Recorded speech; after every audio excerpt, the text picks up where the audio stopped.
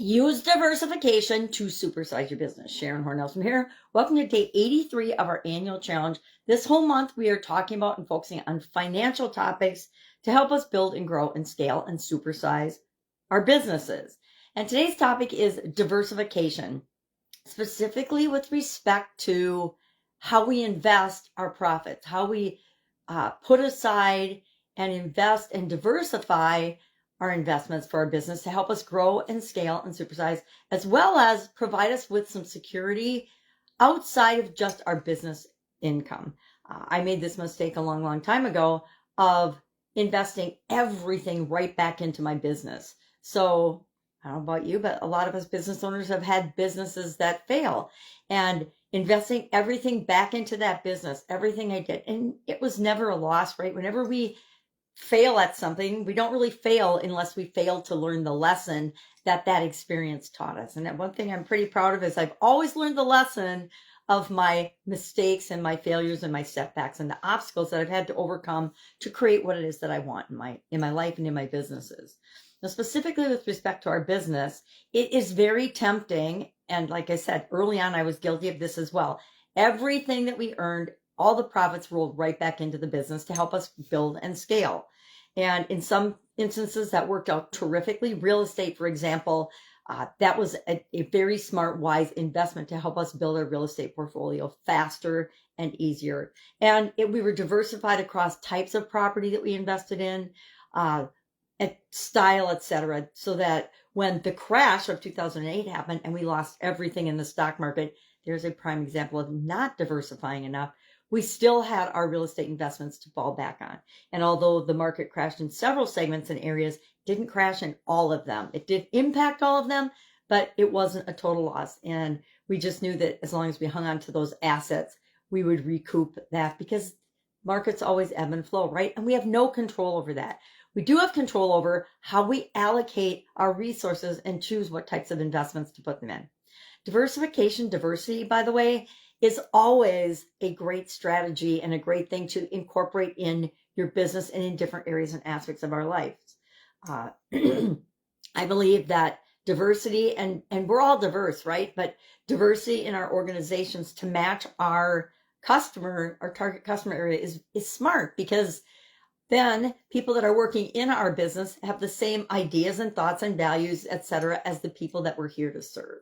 So I am a big fan of diversification in all areas and aspects of our life, but especially with respect to investments, because I've had some challenges by not being diverse enough in different markets as the world ebbs and flows. I know people in the 2020 pandemic era that were wiped out of everything. They had put all of their eggs in their business basket, all of the things they were doing, and overnight their business was immediately shut down by something outside of their control. Now, luckily for me, I had already been online for a few years by the time the pandemic came out. So it was just a matter of, okay, well, how am I going to change what I'm doing now to still work during the pandemic? Whereas other people were just SOL. And that breaks my heart to think that millions of businesses went out of business because of the pandemic. I will choose not to participate in a discussion on that. So what do I want you to do today? What are we going to do today? I want you to ask yourself, are you like me, or I was, and are you reinvesting absolutely everything back into only your business? And if so, how risky is that? Is that risky? We never think it's risky until we realize how risky it actually is. And I could tell you the Italian food manufacturing story, but I'm not going to tell it today. It takes too long. But today I want you to review what you're doing from an investment standpoint for your business. Are you investing in R&D? Now, by investing in R&D, not just for your business, but are you investing in other technologies and research and development that are emerging that could give you an incredible return on investment? Are you investing in the ones that support or could possibly support your business and your industry? Are you investing across industries if you're focusing mostly on businesses? I think during different time periods and ages of our business and our life, we invest differently, how much risk we're willing to take with respect to the investments that we're making. The older I get, the less. I was always a little risk averse, especially after the the real estate crash of 2008 and 9, the whole real estate debacle that destroyed like so many things, including the stock market. Lost millions of dollars in that one, which is a hard pill to swallow.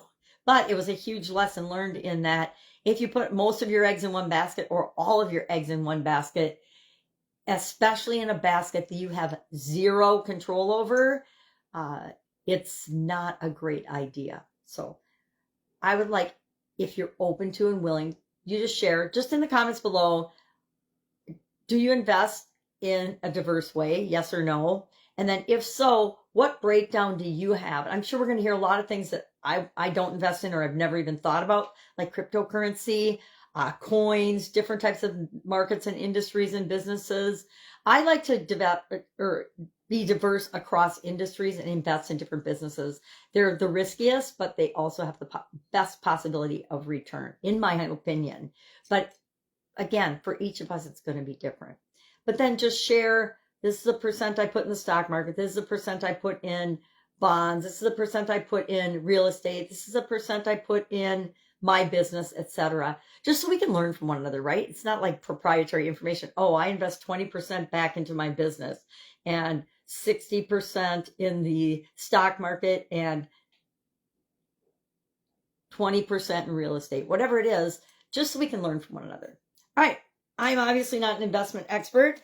If I can help you in any way with this, hit me up and ask. If you need some help finding an expert of your own, I can tell you the process that I went through to find mine experts, because I don't know enough about different industries and different markets in this particular realm of investment. And I want to make sure that I have somebody that I can call and ask questions to, or somebody that will keep me abreast of what's going on in different areas and aspects of the financial markets. All right. Have an awesome day. Again, if I can help you, ask. Otherwise, I will, of course, be with you tomorrow.